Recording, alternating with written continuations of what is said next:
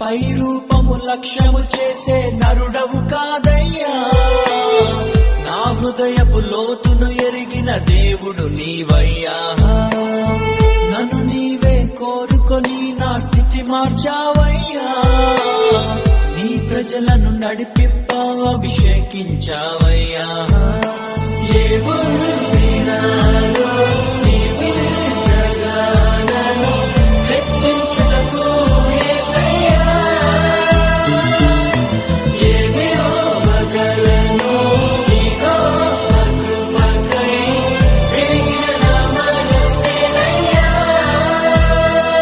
కృప కృప